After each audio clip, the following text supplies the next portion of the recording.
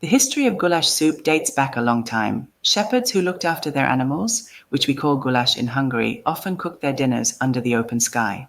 Goulash has a huge historical role. Its preparation method is completely different from the original goulash dish prepared by shepherds.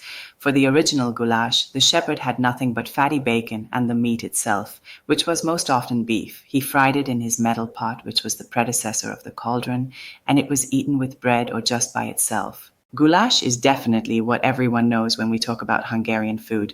It's the most famous dish. I always laugh when I travel abroad and there's goulash on the menu and I get a stew.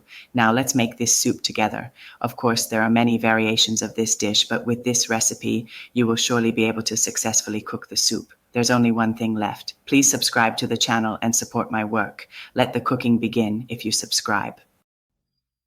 Let me now show you all the wonderful ingredients. We have fresh potatoes, tender beef, vibrant paprika, earthy parsnip, sweet carrot, authentic goulash paste, which is essentially a rich paprika paste, aromatic garlic, the absolutely essential smoked bacon, sweet paprika powder, fragrant bay leaf, a pinch of salt, freshly ground pepper, caraway seeds, and finally, fresh parsley.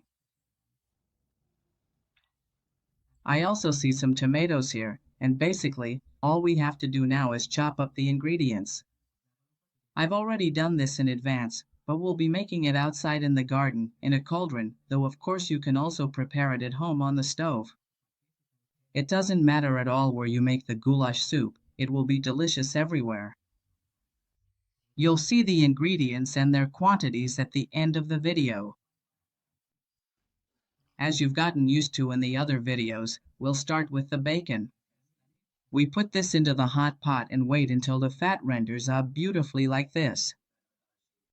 An important note, if you don't have bacon, you can easily use oil instead.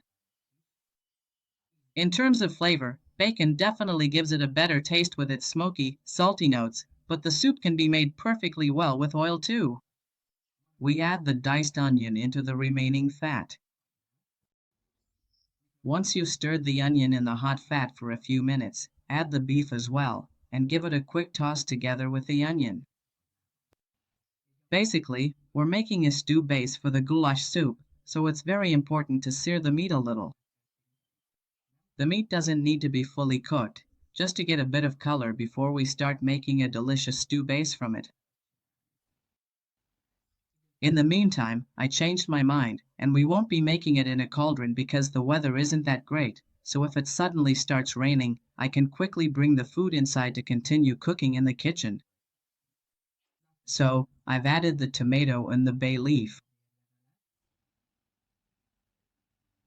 I'm going to mix this together a little bit, and then I'll start cooking it like this on its own. I also added a little bit of salt. You can see that both the onion and the meat have released their own juices, right? Now it's time to add the paprika, which is actually a fat-soluble spice, so if you use oil or fat, you can mix it in really nicely. If you add it to water, though, it will dissolve a bit differently. This is what will give our dish its special flavor and color. I'm adding the caraway seeds. These are essential in goulash soup. The caraway seeds will give the soup its piquant taste. Caraway seeds are absolutely amazing in goulash soup. Now comes the pepper for our dish. You can add this to taste.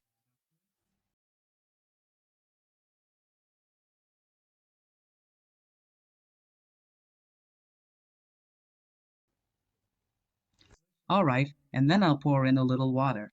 Of course, this isn't the full amount of water we'll add, just enough to start cooking down this stew base. Add about enough water so that it just about covers the meat. As you can see in my pot, I've poured in water up to this level, and now all we have to do is put the lid on and cook it for a good 1 to 1.5 hours. It's important to keep checking the dish so it doesn't burn. If needed, always add more water underneath. One more important thing about the paprika. Remember, I already mentioned that paprika is a fat-soluble spice? Typically, we add it to the onions after they've been sautéed, and at this point, make sure not to stir it together with the onions for more than a minute or two, because the paprika can turn bitter and that will ruin the flavor.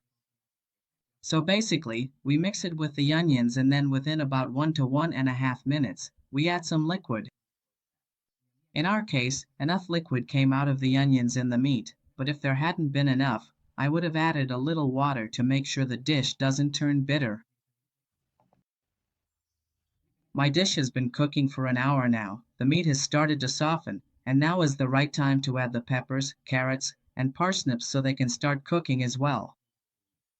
At this point, I still don't add the potatoes yet, because the carrots will take longer to cook, and the potatoes would just fall apart.